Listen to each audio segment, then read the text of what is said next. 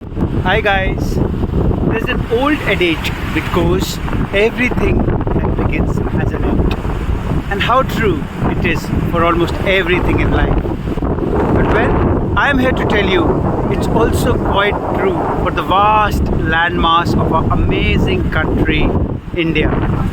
Yes guys, this is Gagan Singh and I am reporting today from a place called Arichal Munai, which is about 6 kilometers from Dhanushkodi and about 30 odd kilometers from Rameshwaram temple, right at one of the southernmost tips of India, connecting it to Sri Lanka.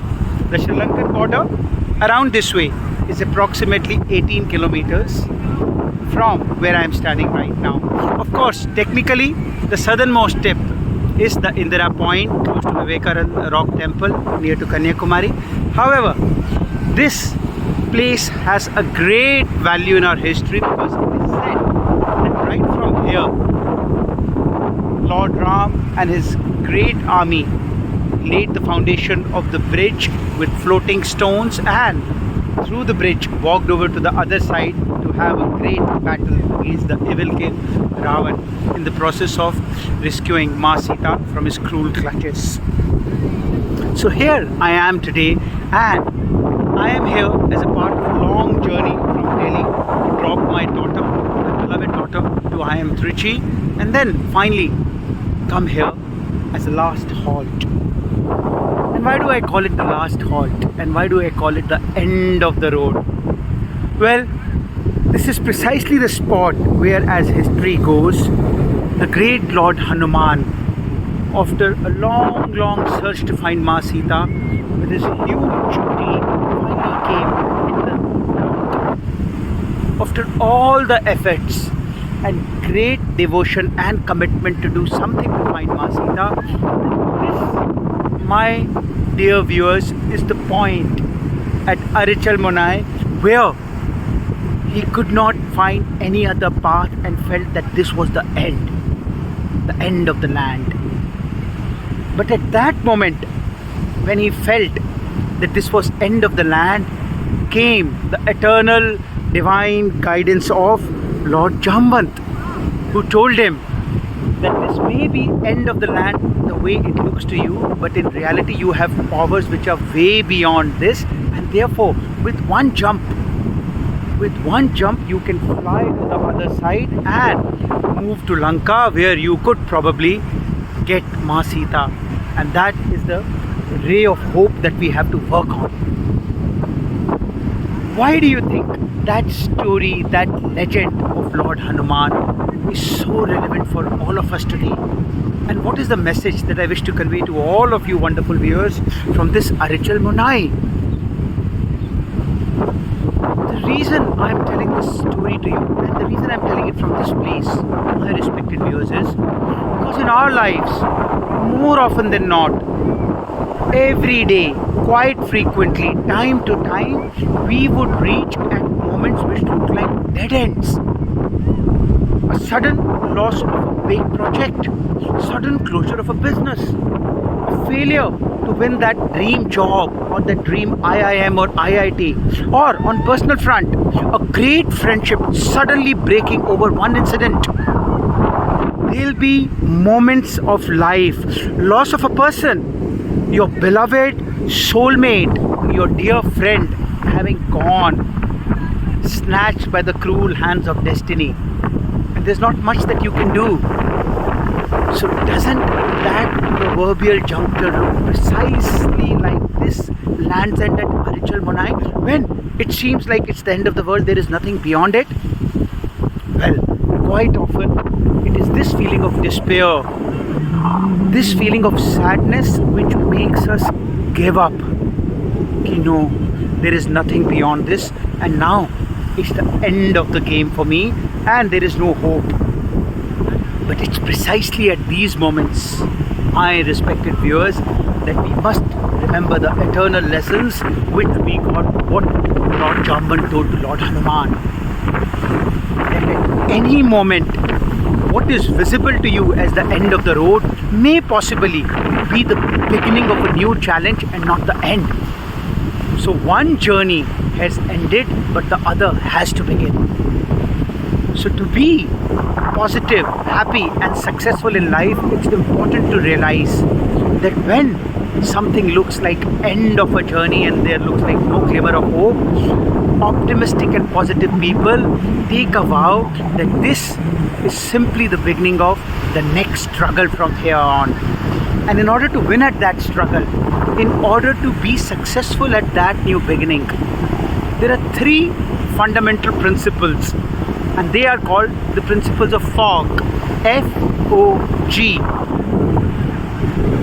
And in order to be successful, you must really make a pledge to commit yourself to the principles of F.O.G.G. very eternally, as was demonstrated by the great conversation between Lord Hanuman and Lord Hanuman. The first, in the blueprint of your script, to script a comeback to great glory at the point of your deadlock, is the spirit of being forgiving. So it's very important to know that whenever we would fail, whenever a relationship would break, a business opportunity would be lost, it's very human to ascribe the blame to someone. Oh, he was the person responsible for the breakage. She was the person responsible for me losing the project. They were the people who were wrong. The problem with blaming others is not that you are sort of casting aspersions or creating acrimony, but that you are heating the own vessel of your thoughts and losing your own peace of mind.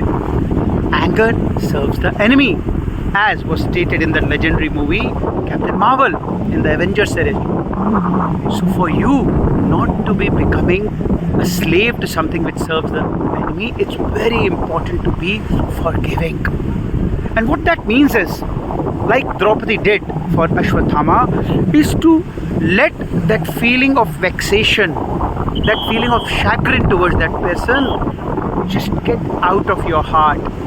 And probably you will have to have a more divine thought that it was that person's destiny.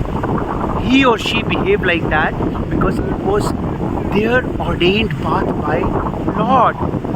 And therefore, it was supposed to be the way it was supposed to be. And now, by carrying that feeling of vengeance towards them, that they were responsible for your defeat, they were responsible for you to be entrapped at this land's end, you are only exacerbating your own consternations. You're only aggravating your own worries.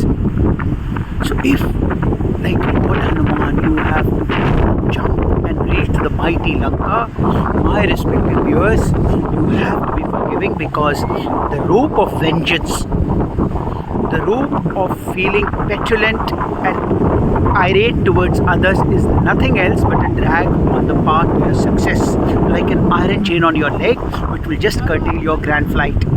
So please embrace the eternal principle of forgiving others. However, like Sadhguru very recently said in one of the videos, don't forget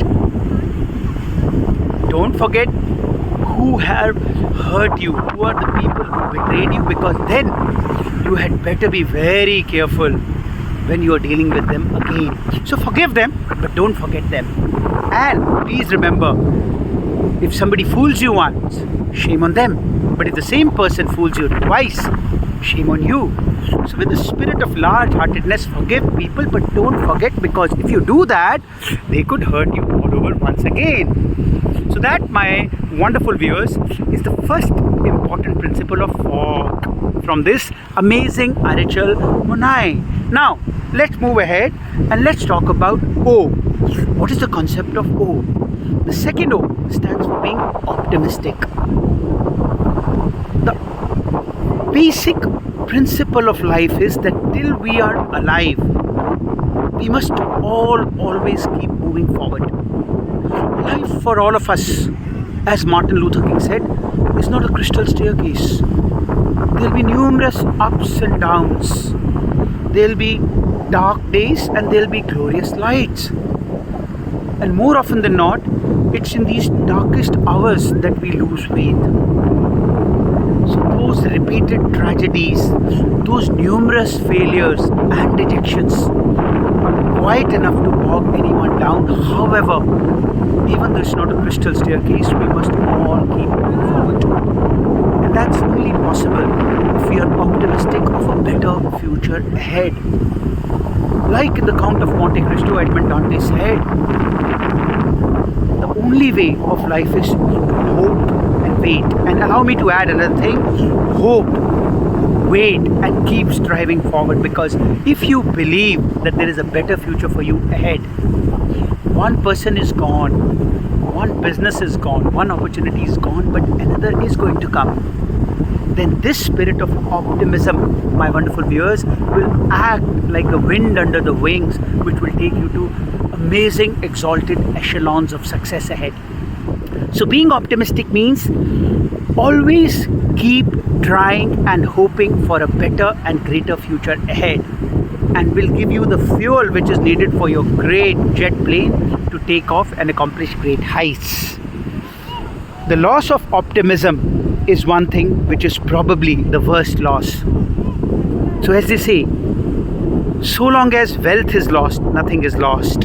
Health is lost, a lot is lost, but if hope is lost, then everything is lost. So make sure that you remain optimistic. Just imagine if Lord Hanuman and Jambat would have surrendered to the fact that now nothing is possible, let's return back, history would have been completely different. And so that's one thing that we just cannot allow to happen.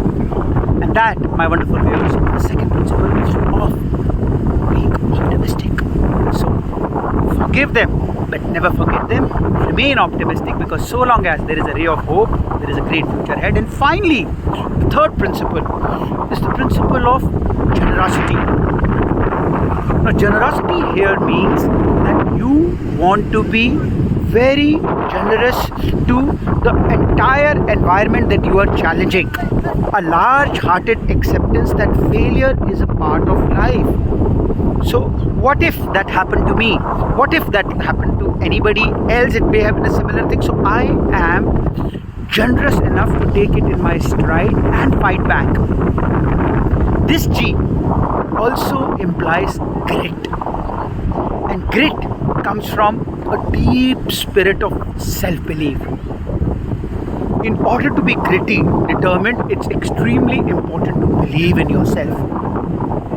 Like Martin Luther King said, never let anyone make you believe that you are nobody.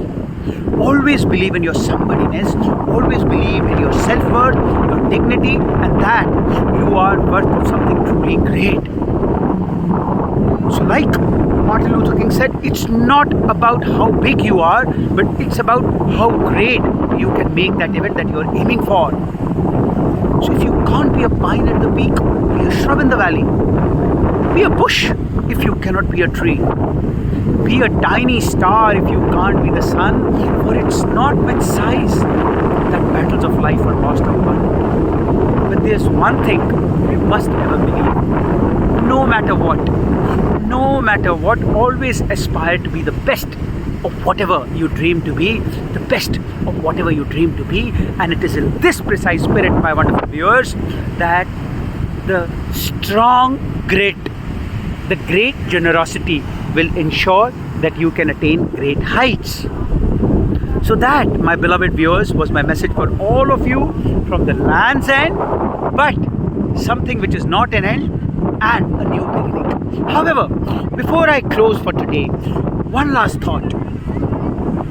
Just imagine, at this very point, thousands of years back, had the great guidance of Lord Jambat not been there to help Lord Hanuman, would he ever have been able to make that jump which he eventually did?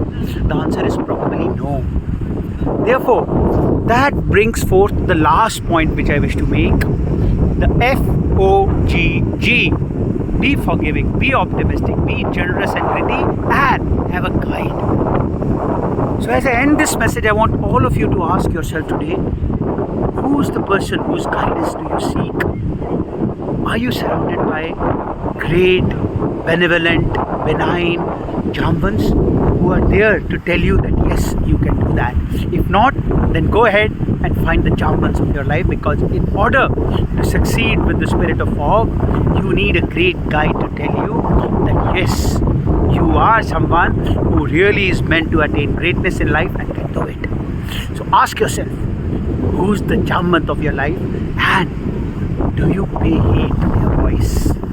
This is Gagan Singh signing off from what is not the land's end but a new beginning. I love you all.